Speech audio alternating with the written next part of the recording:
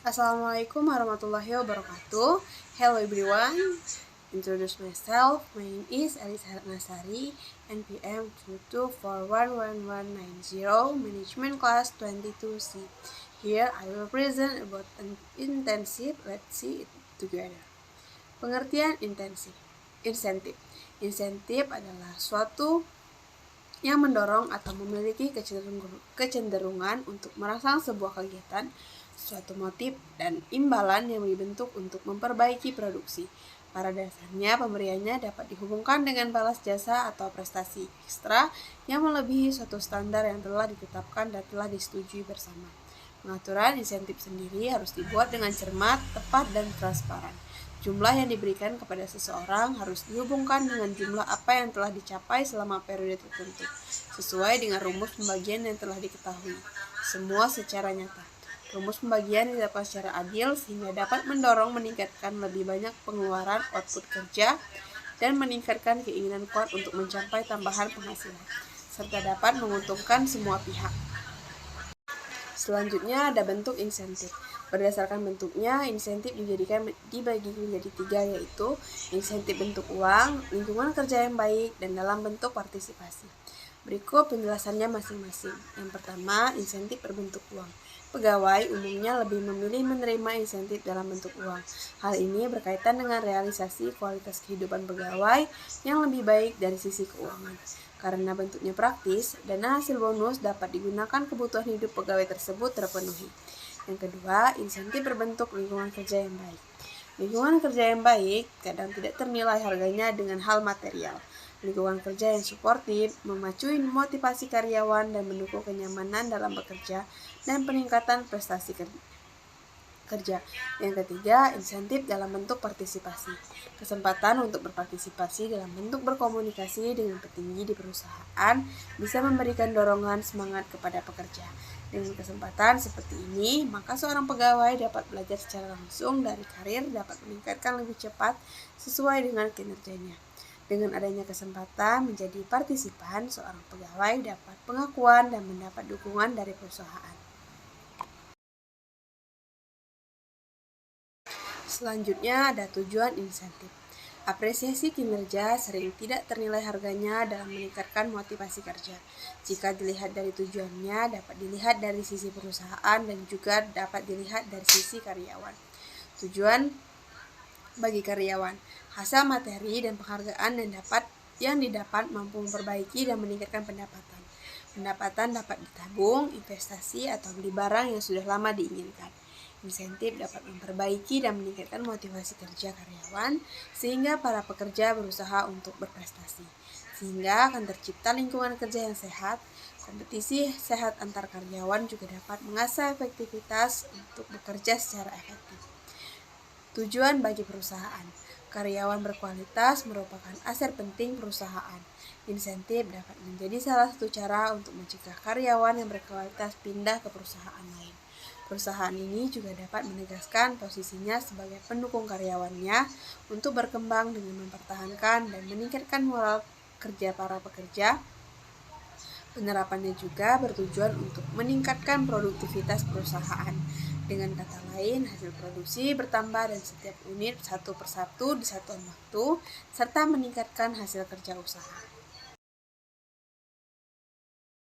Selanjutnya ada jenis-jenis. Semakin banyak perusahaan yang kreatif dalam memberikan insentif. Wujudnya semakin beragam, misalnya suasana kerja yang nyaman, hadiah liburan, atau bahkan ajakan makan bersama karyawan. Dalam poin-poin selanjutnya dapat mempelajari jenis-jenis dan bentuknya dalam bentuk umumnya. Jenis insentif berdasarkan bentuknya dibagi menjadi 2, yaitu materi dan non-materi. Yang pertama, materi. Insentif jenis ini adalah penghargaan yang diberikan dalam bentuk komisi, bonus, pembagian laba, kompensasi yang ditangguhkan, peningkatan layanan asuransi, dan jaminan hari tua. Yang kedua, non-materi. Insentif berbentuk non-material adalah penghargaan yang diberikan kepada karyawan dalam bentuk piagam, pemberian promosi jabatan, jaminan sosial, serta pujian dalam bentuk tulisan ataupun lisan. Jenis insentif berdasarkan penerimanya. Jenis insentif ini sendiri dibagi menjadi dua, yaitu individu dan insentif kelompok. Yang pertama, insentif individu. Insentif ini diberikan kepada seseorang pegawai atas kerja keras dan prestasinya di tempat kerja. Salah satu contoh penerapannya bagi individu sebagai contohnya adalah program Employee of the Month atau pemilihan individu berprestasi di kantor atau perusahaan pada setiap bulannya. Salah satu karyawan dipilih berdasarkan kinerjanya untuk dinobatkan sebagai pekerja terbaik selama 1 bulan. Yang selanjutnya yaitu insentif kelompok. Pemberian insentif dapat diberikan kepada pegawai dengan sistem kelompok atau grup. Biasanya perusahaan membagikan kepada kelompok proyek ataupun divisi. Perusahaan memberikan imbalan bonus pada kelompok-kelompok divisi. Dalam hal ini, sebagai contoh divisi penjualan biasanya diberikan target kelompok. Jika melebihi target penjualan, maka kelompok akan mendapat bonus sebagai apresiasi. Bentuk lainnya, misalnya kini banyak perusahaan yang mengadakan liburan bersama karyawan setiap periode waktu tertentu.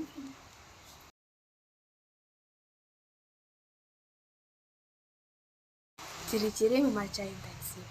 Membaca dipakai untuk mendapatkan tingkat pemahaman yang tinggi dengan harapan dapat mengingat bacaan tersebut dalam waktu yang lama. Membaca dengan memperhatikan detail supaya dapat pemahaman secara menyeluruh mengenai isi dan bagian dari bacaan. Membaca intensif digunakan sebagai dasar dalam mendapatkan pemahaman yang lebih baik. Membaca intensif tidak memakai cara atau bacaan tunggal, melainkan dilakukan dengan menggunakan beberapa teknik gabungan seperti scanning, baca komprehensif, dan skimming. Selanjutnya, indikator pemberian untuk menetapkan standarnya. Biasanya perusahaan mengacu pada indikator-indikator dasar.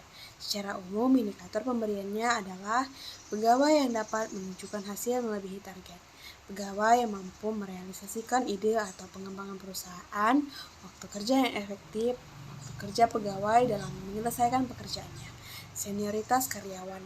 Masa kerja seorang karyawan di sebuah perusahaan menunjukkan loyalitas sehingga berpengaruh terhadap besaran yang akan diterima. Selanjutnya, kebutuhan pegawai. Terkadang karyawan bisa saja sedang berada dalam kondisi yang tidak baik sehingga membutuhkan bantuan karyawan. Bantuan perusahaan dibutuhkan agar karyawan dapat bekerja lagi secara optimal. Selanjutnya, keadilan dan kelayakan. Perusahaan juga sering memberikan insentif kepada karyawan berdasarkan jasa yang telah dilakukan oleh pegawai tersebut. Evaluasi jabatan karyawan. Tingkat jabatan seseorang karyawan berpengaruh terhadap besar kecilnya jumlah yang diberikan. Kesimpulannya, pemberian insentif dan kompensasi pelengkap merupakan bagian penting dari strategi manajemen sumber daya manusia. Dengan pendekatan yang tepat, hal ini dapat membantu organisasi mencapai tujuan mereka dengan karyawan yang termotivasi, produktif, dan berkomitmen dalam bekerja. Itu saja yang dapat saya sampaikan mengenai materi insentif pada hari ini. Terima kasih. Saya akhiri. Wassalamualaikum warahmatullahi wabarakatuh.